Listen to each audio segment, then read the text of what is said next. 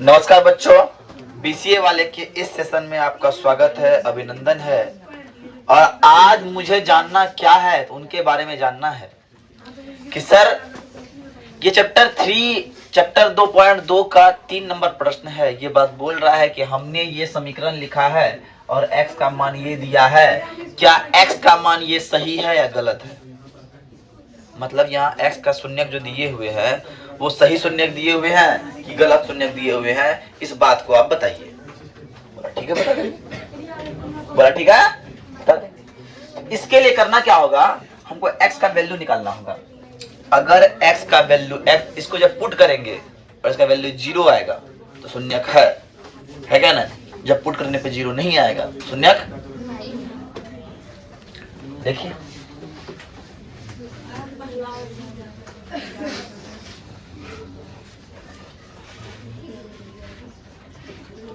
P of x बराबर दिया है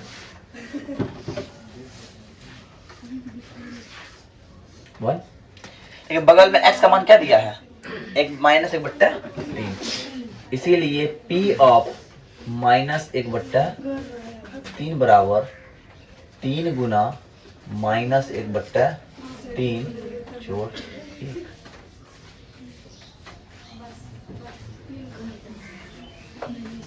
1। से हो गया, हो गया। और जब ऐसा हो जाता है तो ये होता है क्या, 0। जब ये 0 हो गया तो हम कहेंगे हाँ P of x -1/3 P of x का -1/3 एक शून्यक है, या हाँ और ना लिखते रहना, ठीक है ना। दूसरा नंबर प्रश्न है P ऑफ x बराबर 5x माइनस 5, इसीलिए x बराबर 4/5। इसीलिए P ऑफ x क्या हो जाएगा, 4/5 गुना 4/5 घटा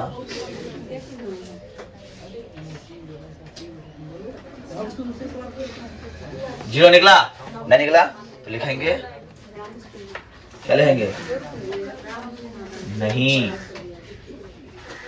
ठीक है।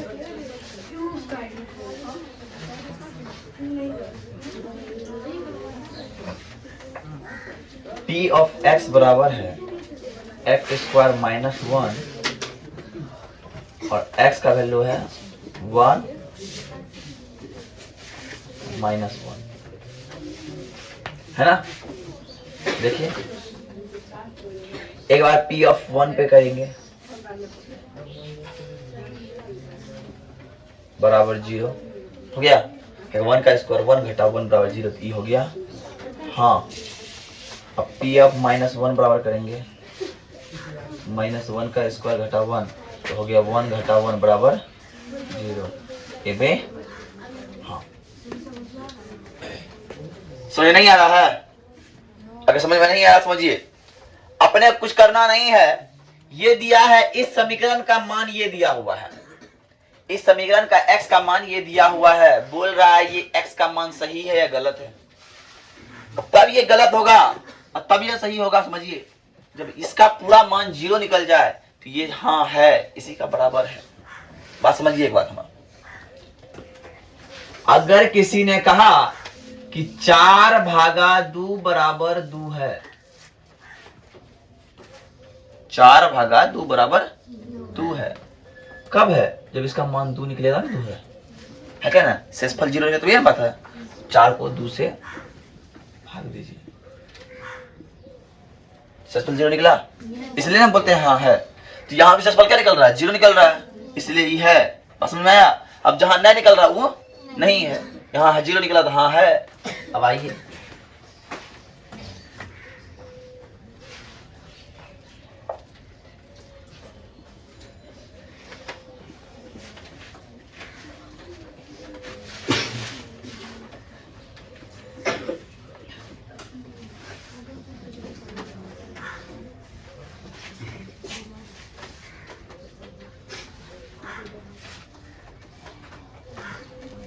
देखिए एक बार p ऑफ -1 दीजिए तो क्या होगा, -1 + 1 हो जाएगा -1 - 2।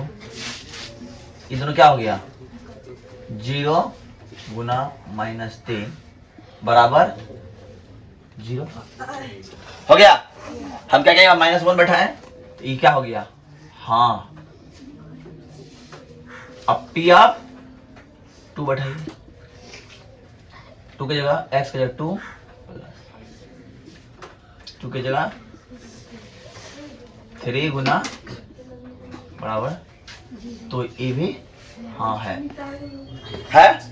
अब आइए 5वां नंबर देखिए,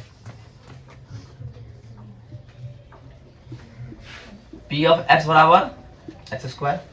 x का मान क्या है, x का मान क्या है, 0। बताइए, 0 का स्क्वायर, ये भी हो गया।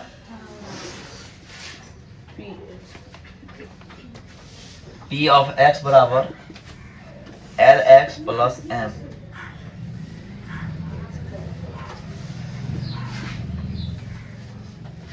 ये है, तो p ऑफ x का क्या होगा, -m बट्टे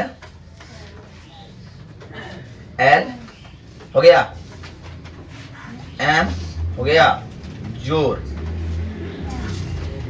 lx है, यहाँ पे lm lx है ना, तो गुना -m बट्टा l जोड़ m, l खत्म हो गया, -m + m बराबर 0। ये भी हाँ है। ठीक है, अब इस तरह से बच गया ये। देखिए अब उतारिए पहले इसको,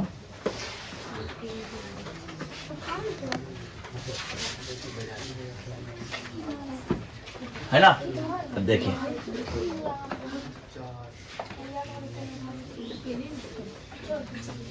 7वां नंबर क्या है, p ऑफ x बराबर 3x² - 1। एक बार p ऑफ x बराबर लीजिए -1 बट्टा क्या होगा, 3 गुना -1 बट्टा √3 का स्क्वायर घटा 1 हो गया, 3 गुना 1 बट्टा 3 घटा 1 बराबर 1 घटा 1 बराबर, इसलिए ये भी हाँ है। और p ऑफ x बराबर एक बार √3 1 बट्टा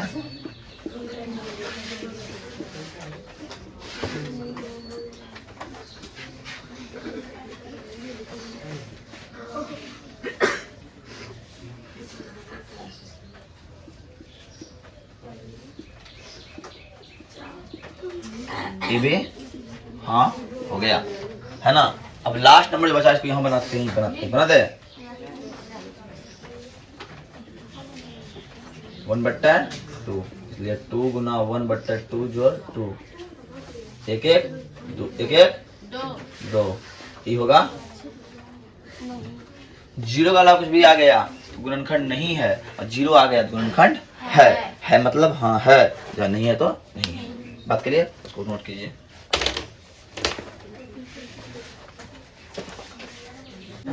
अब देखिए इसमें शून्य ज्ञात करने बोल रहा है, मतलब शून्य ज्ञात करने बोल रहा है, मतलब x का मान ज्ञात करने बोल रहा है। तो सॉल्यूशन बनाने के लिए हम क्या करेंगे, जब हमको बोला पहला नंबर कि शून्य ज्ञात करना है, इसलिए p ऑफ x बराबर 0 होगा, और p ऑफ x का मान क्या है, x + 5 बराबर 0। तो सर तो x का मान क्या हो जाएगा, +5 हो जाएगा -5, इसलिए शून्य हो गया। बात समझ में आए। दूसरा देखिए, दूसरा हम फिर p ऑफ x बराबर क्या करेंगे, 0 करेंगे। p ऑफ x का मान क्या है, x - 5 बराबर 0, इसलिए x बराबर +5। तीसरा का देखिए क्या है, p ऑफ x बराबर क्या मानेंगे, 0 x शून्य निकालना है, और है 2x + 5 बराबर 0, 2x बराबर -5, ये x बराबर -5 बट्टा। बोलिए बात समझ में आ रही है। इसलिए 4 नंबर देखिए, p ऑफ x बराबर 0 होता है, और इसीलिए 3x - 2 बराबर 0 और 3x बराबर 2 और इसलिए x बराबर 2 बट्टा। बात समझ में आ रही है? 5वां नंबर देखिए, p ऑफ x बराबर क्या दिया है, 0 मानना है, तो 3x बराबर 0, इसलिए x बराबर also।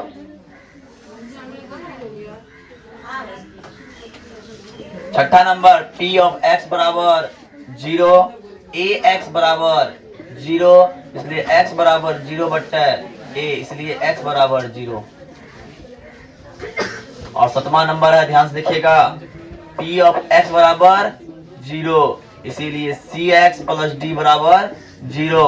हमको निकालना क्या है, x वैल्यू, तो cx बराबर माइनस d और इसलिए x बराबर माइनस d बट्टा।